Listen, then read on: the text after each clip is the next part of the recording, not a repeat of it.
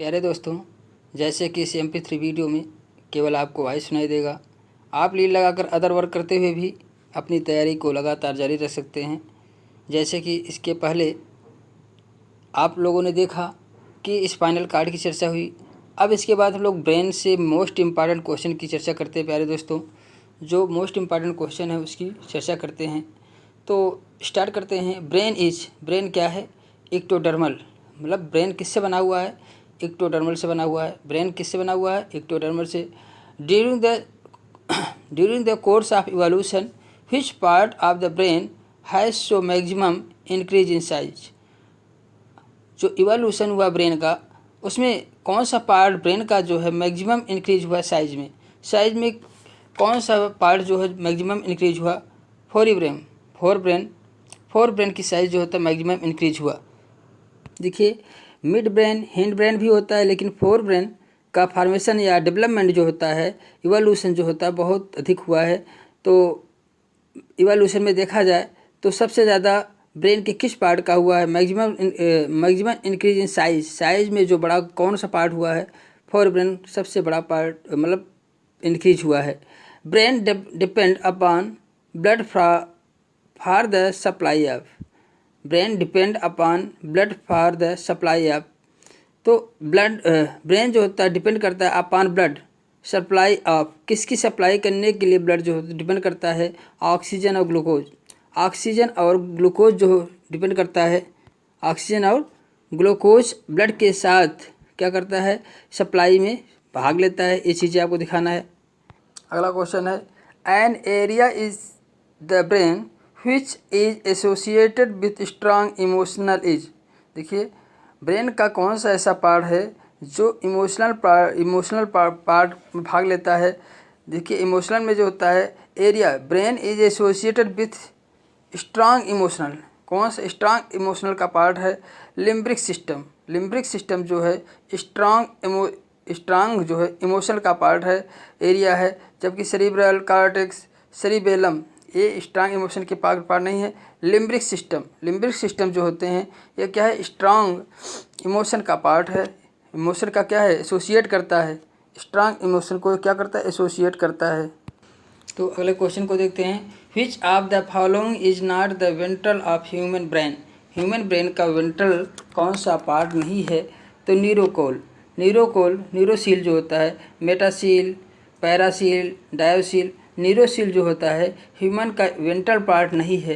Ventral part human का brain का नहीं है। तो ब्रेन का जो ह्यूमन के ब्रेन का वेंट्रल पार्ट कौन सा नहीं है? न्यूरोकोल वेंट्रल पार्ट नहीं होता। जबकि मेटाकोल, पैराकोल, डायोसील तो ये क्या होते हैं? ये वेंट्रल पार्ट होते हैं। अगला क्वेश्चन है, क्रूरा सेरिब्री कनेक्ट द। क्रूरा सेरिब्री जो होता है किसको कनेक्ट करता है? क्रूरा सेरिब्री जो है फोर ब्रेन और हिंड ब्रेन को कनेक्ट करता है। फोर ब्रेन और हिंड ब्रेन को कौन कनेक्ट करता है? क्रूरा सेरिब्री कनेक्ट करता है। क्रूरा सेरिब्री कनेक्ट करता है। किसको कनेक्ट करता है? फोर ब्रेन और हिंड ब्रेन को क्रूरा सेरिब्री कनेक्ट करता है। Mammalian brain differ from as amphibian brain. Mammalian brain से डिफर एम्फीबियन ब्रेन होता है। देखिए, mammalian brain differ from an amphibian brain. कि मैमेलियन ब्रेन जो मस्तिष्क होता है मैमेलियन का, वह एम्फीबियन के ब्रेन से किस प्रकार से भिन्न होता है? कि क्या चीज़ डिफरेंस होता है? कार्पस कैलोसम जो होता है मैमेलियन ब्रेन में पाया जाता है। तो कार्पस कैलोसम मैमेलियन ब्रेन में पाया जाता है, जबकि एम्फीबियन में नहीं पाया जाता है। तो मैमेलियन ब्रेन जो होता है differ from an amphibian brain corpus callosum में डिफरेंस होता है। अगला क्वेश्चन है, amygdala is a part. Amygdala किसका पार्ट है? डायंसिफेलान का। देखिए, फोर ब्रेन की चर्चा होती है। फोर ब्रेन जो आगे का पोर्शन पाया जाता है उसमें से कुछ क्वेश्चन है। Amygdala is a part of किसका है? डायंसिफेलान का। एमिगडाला किसका? डायंसिफेलान का पार्ट है। अगले क्वेश्चन पर हम लोग आते हैं। अगला क्वेश्चन है, which one of the following structure has show the greatest size increase relative the rest of the brain. The evolution of vertebrate brain. देखिए, इवोल्यूशन ऑफ वर्टिब्रेट, जब ब्रेन का इवोल्यूशन होता है तो उस समय किसकी साइज अधिक बढ़ती है? तो किसकी साइज? सेरिब्रम की साइड, न कि मिड ब्रेन। सेरिब्रम की साइज जो होती है बहुत, ये फोर ब्रेन है। सेरिब्रम किस में पाया जाता है? फोर ब्रेन में पाया जाता है। मिड ब्रेन, पोन्स, रोम्बेनसिफेलॉन, इन सब की साइज उतनी नहीं बढ़ती जितनी कि सेरिब्रम की साइज बढ़ जाती है। अगले क्वेश्चन की बात हम लोग करते हैं। कम्प्लेक्सिटी के आधार पर ग्रेजुअल इवोल्यूशन, जो क्रमिक इवोल्यूशन होता है एमॉन्ग द वर्टिब्रेट में जो क्रमिक इवोल्यूशन, उसके आधार पर किसकी जो है साइज बढ़ती है? की साइज बढ़ती है तो नियोपैलियम की साइज बढ़ती है, ना कि कार्पस कैलोसम, कार्पस स्ट्रेटम, ना कि सुल्सी एंड ग्राई। तो नियोपैलियम की साइज जो होती है क्या होती है? बढ़ती है। The largest part of human brain is, human brain का लार्जेस्ट पार्ट कौन होता है? सेरिब्रम होता है। सेरिब्रम लार्जेस्ट पार्ट होता है, ना कि सेरिबेलम होता है। डायंसिफेलान भी नहीं होता है, मेडुला ऑब्लांगेटा भी नहीं होता है। सबसे लार्जेस्ट पार्ट में ह्यूमन ब्रेन का क्या होता है? सेरिब्रम होता है। अगले पॉइंट व्यू पे चलते हैं हम लोग। If a person has lost, एक पर्सन ये लॉस्ट हिज मेमोरी, अपनी मेमोरी को लॉस कर दे इन एन एक्सीडेंट में, the following part of the brain have got injured, तो कौन सा पार्ट ब्रेन का इंजर्ड होगा? तो सेरिब्रम पार्ट इंजर्ड हो गया। अगर ये तो उसकी मेमोरी लॉस हो गई, इसका मतलब किस पार्ट में इंजर्ड हुआ, जख्म हुआ? सेरिब्रम उसका डैमेज हुआ, या सेरिब्रम में कुछ कमियाँ आई जो एक्सीडेंट केस के समय, तो किस पार्ट का इंजर्ड हुआ, किस पार्ट में नुकसान हुआ? तो सेरिब्रम में हुआ। Which portion of the brain is involved in judgment, brain का कौन सा पोर्शन हो जजमेंट के लिए इन्वॉल्व होता है? Frontal lobe of cerebrum, frontal जो अग्रभाग होता है, फ्रंटल लोब ऑफ सेरिब्रम का और फ्रंटल लोब जो होता है वह जजमेंट के लिए होता है। मतलब सोचने समझने की क्षमता कहाँ पर होती है? फ्रंटल लोब ऑफ सेरिब्रम का फ्रंटल लोब में क्रियाएँ होती हैं प्यारे दोस्तों। ठीक है, अगले पॉइंट की ओर हम चलते हैं। द डिकोडिंग, अगला क्वेश्चन है decoding and interpretation of visual information, visual information का डिकोडिंग करना, व्याख्या करना या उसकी समझ उत्पन्न करना, जो विजुअल इन्फॉर्मेशन होता है उसकी समझ हमें carry out which part of the brain, brain के किस पार्ट से ये उत्पन्न होता है, किस पार्ट से हम करते हैं? ऑक्सीपिटल लोब से जो है विजुअल इन्फॉर्मेशन को हम कैरी करते हैं, लेते हैं। विजुअल इन्फॉर्मेशन को हम किससे लेते हैं? ऑक्सीपिटल लोब के द्वारा विजुअल इन्फॉर्मेशन को हम प्राप्त करते हैं। Name the nervous band connecting both cerebral hemisphere in human, देखिए नर्वस बैंड और सेरिब्रल हेमिस्फीयर कनेक्ट होता है किसके द्वारा? कार्पस कैलोसम के द्वारा। नर्वस बैंड और सेरिब्रल हेमिस्फीयर कनेक्ट किसके द्वारा होता है? कार्पस कैलोसम के द्वारा कनेक्ट होता है। कार्पस कैलोसम किसको कनेक्ट करता है? Nervous band and cerebral hemisphere को कनेक्ट करता है। देखिए genu and splenium are associated with, genu and splenium are associated with, किससे एसोसिएटेड है, किससे संबंधित है? जेनू एंड स्प्लेनियम जो होता है किससे एसोसिएटेड है? तो सेरिब्रम से एसोसिएटेड है, ना कि सेरिबेलम से। तो सेरिब्रम से जो है जेनू एंड स्प्लेनियम एसोसिएटेड है, संबंधित है। जेनू एंड स्प्लेनियम जो होती है सेरिब्रम से संबंधित है। अगला क्वेश्चन है muscular coordination is control bye, muscular जो कोऑर्डिनेशन होता है कंट्रोल किसके द्वारा होता है? सेरिब्रम के द्वारा होता है। प्यारे दोस्तों, सेरिब्रम के द्वारा मस्कुलर कोऑर्डिनेशन कंट्रोल किया जाता है। A touch on right hand stimulus nerves in the, देखिए a touch on right hand stimulus जो होता है, राइट हैंड का स्टिमुलस जो होता है किस नर्वस सिस्टम के किस पार्ट को के द्वारा कंट्रोल होता है? लेफ्ट सोमैटिक सेंसरी एरिया के द्वारा कंट्रोल होता है। राइट पार्ट जो होता है किसके द्वारा? लेफ्ट सोमैटिक सेंसरी एरिया के द्वारा कंट्रोल होता है। Broca's area is located in Broca's area कहाँ पाया जाता है? ब्रोकाज एरिया जो होता है फ्रंटल लोब में पाया जाता है। कहाँ पाया जाता है? फ्रंटल लोब जो है ब्रोकाज एरिया में पाया जाता है। Broca's area is human brain control, किसको कंट्रोल करता है? ब्रोकाज एरिया इज ह्यूमन के ब्रेन जो ब्रोकाज एरिया पाया जाता है किसको कंट्रोल करता है? Movement of both tongue and vocal cord, tongue और ओकल कार्ड को कंट्रोल करता है। और ब्रोकाज एरिया कहाँ पाया जाता है? फ्रंटल लोब पे पाया जाता है, जो हमारे जीभ और ओकल कार्ड वोकल कार्ड को कंट्रोल करता है, जहाँ से आवाज़ आती है वोकल कार्ड होता है वो उसको, और टंग को कंट्रोल कौन करता है? ब्रोकाज एरिया कंट्रोल करता है। और कहाँ ब्रोकाज एरिया कहाँ पाया जाता है? फ्रंटल लोब पे पाया जाता है। अगला क्वेश्चन है वर्निक्स एरिया अकर इन टेम्पोरल लोब। वर्निक्स एरिया कहाँ पाया जाता है? टेम्पोरल लोब में पाया जाता है। टेम्पोरल लोब कहाँ जाता है? वर्निक्स एरिया में पाया जाता है। टेम्पोरल लोब वर्निक्स एरिया में पाया जाता है। वर्निक्स एरिया कहाँ पाया जाता है? टेम्पोरल लोब में पाया जाता है। Association area is located in.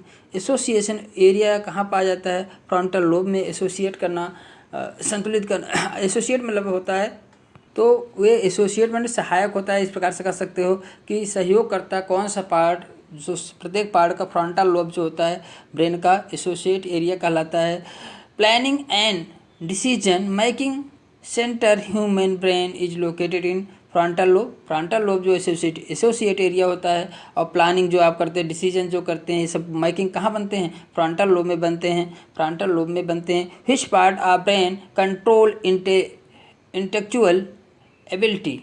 Intellectual ability जो है किसके द्वारा कंट्रोल किया जाए? ब्रेन के किस पार्ट के द्वारा कंट्रोल किया जाता है? फ्रंटल लोब के द्वारा कंट्रोल किया जाता है। Human cerebrum is not known is a control. Human cerebrum किसको कंट्रोल करना? देखिए ह्यूमन सेरिब्रम, सेरिबेलम नहीं, ये ध्यान दीजिए। सेरिब्रम सेरिबेलम को थोड़ा सा डिफरेंस आप ध्यान दीजिएगा।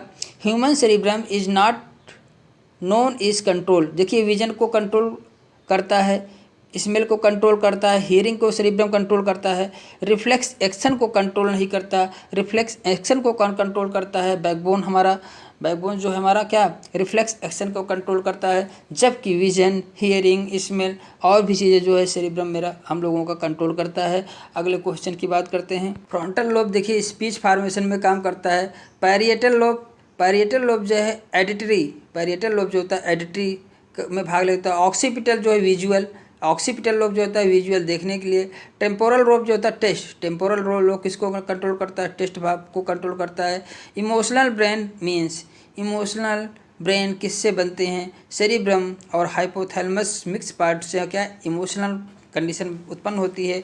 सेरिब्रम और हाइपोथैलेमस इमोशनल में भाग लेते हैं। सेरिब्रम और हाइपोथैलेमस। अगले पॉइंट की बात करते हैं हम लोग। Human brain stem does not include. Human के ब्रेन स्टेम में कौन इंक्लूड नहीं होता? Does not include hypothalamus, pons, medulla, midbrain. ये ह्यूमन ब्रेन स्टेम में इंक्लूड होते हैं, लेकिन हाइपोथैलेमस इसमें जो है ह्यूमन ब्रेन स्टेम में इंक्लूड नहीं होता। अगले क्वेश्चन की बात हम लोग करेंगे। अगला क्वेश्चन है which one of the following part of brain performs many function. कौन सा ब्रेन का पार्ट है जो मेनी फंक्शन को परफॉर्म करता है? Of greatest importance both of survival. Greatest important होता है सर्वाइवल के लिए, एंड एन्जॉयमेंट ऑफ लाइफ, और एन्जॉयमेंट ऑफ लाइफ के लिए होता है तो हाइपोथैलेमस।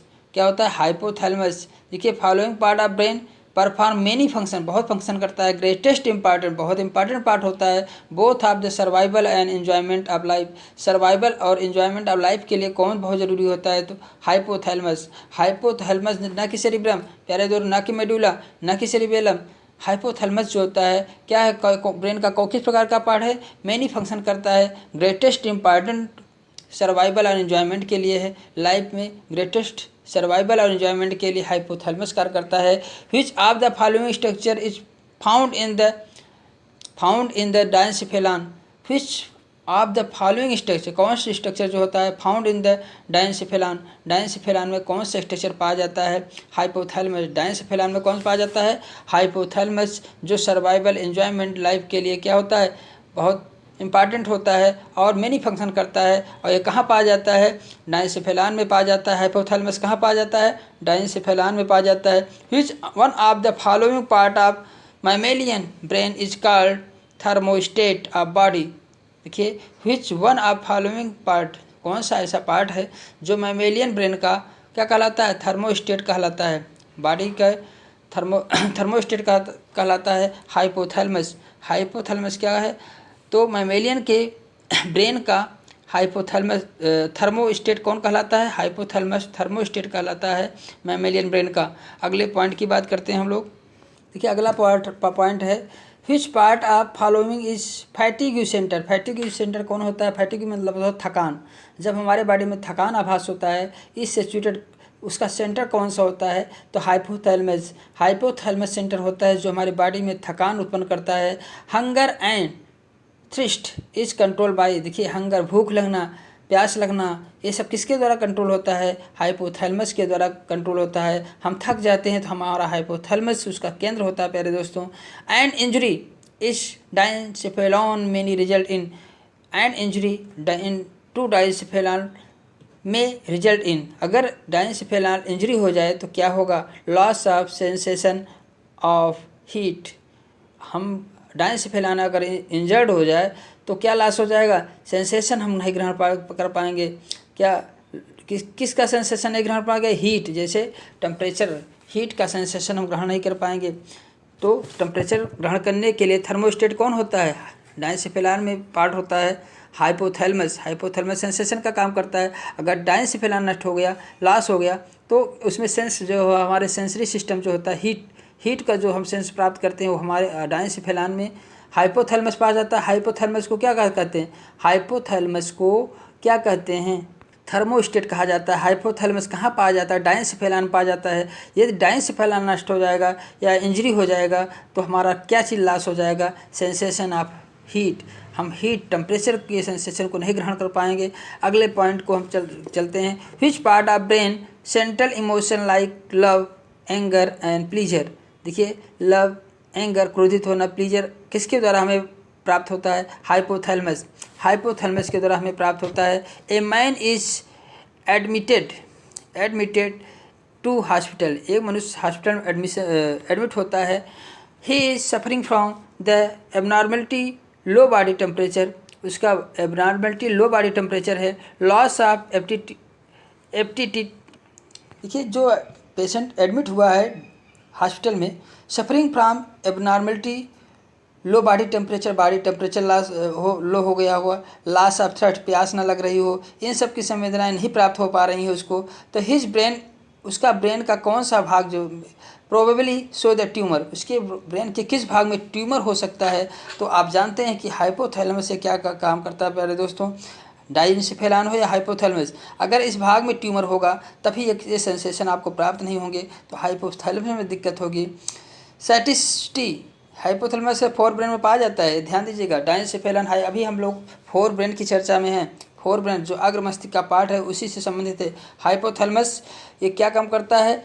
थर्मोस्टेट का काम करता है और थ्रस्ट, प्यास, भूख, प्यास, लव, ये सब को देखता है। तो हाइपोथैलेमस क्या काम करता है? अगर इसमें ट्यूमर हो जाए तो ये सब जो सेंस हैं हम नहीं प्राप्त कर पाएंगे। देखिए आपका हंगर, भूख लगना, इसका सेंटर कहाँ होता है? हाइपोथैलेमस में होता है। इतना ध्यान दीजिए, जो भूख लगना, प्यास लगना, ये सब प्यार, घृणा, ये सब हाइपोथैलेमस का इसका केंद्र होता है। Which one of the following has a centre of ANS? Which one of the following has central of ANS? ANS का मतलब एंट्रागोनिस्टिक फंक्शन। ANS का सेंट्रल कौन होता है? एंट्रागोनिस्टिक फंक्शन।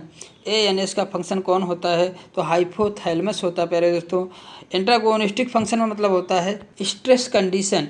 स्ट्रेस कंडीशन का सेंटर भी हाइपोथैलेमस होता है प्यारे दोस्तों। अगला क्वेश्चन है, हाइपोथैलेमस फ्रॉम बनता है द फ्लोर, छत से, एंड लोअर पार्ट ऑफ, किसके लोअर पार्ट से बनता है? हाइपोथैलेमस किसके लोअर पार्ट से बनता है? थर्ड वेंट्रिकल के लोअर पार्ट पे पाया जाता है, से बनता है। थर्ड वेंट्रिकल के लोअर पार्ट से पाया जाता है। Anterior choroid plexus is located in, anterior choroid plexus is located कहाँ पाया जाता है? डायनसेफेलॉन में। Anterior choroid plexus is located कहाँ पाया जाता है? डायनसेफेलॉन में। एंटीरियर कोराइड प्लेक्सस कहाँ पाया जाता है? डायनसेफेलॉन में पाया जाता है। एंटीरियर कोराइड प्लेक्सस डायनसेफेलॉन में एंटीरियर कोराइड प्लेक्सस पाया जाता है, लोकेटेड होता है। Location of anterior choroid plexus is similar to that of location of anterior choroid plexus. कहाँ पाया जाता है? डायनसेफेलॉन में आपने देखा कहाँ लोकेटेड होता है, दाएं से पहला में होता है। लेकिन इस सिमिलर टू डैट लोकेशन, इसके ही समान दूसरा लोकेशन कौन है, तो पीनियल बॉडी। पीनियल बॉडी भी इसी प्रकार से लोकेटेड होता है। पीनियल बॉडी भी इसी प्रकार से लोकेटेड होता है, इसी प्रकार से लोकेटेड होता है। हैम्बेन्युलर कम्यूसर ज्वाइंट द, किसको जोड़ता है, हैम्बेन्युलर कम्यूसर किसको जोड़ता है, टू ऑप्टिक थैल्मी, टू ऑप्टिक थैल्मी को जोड़ता है।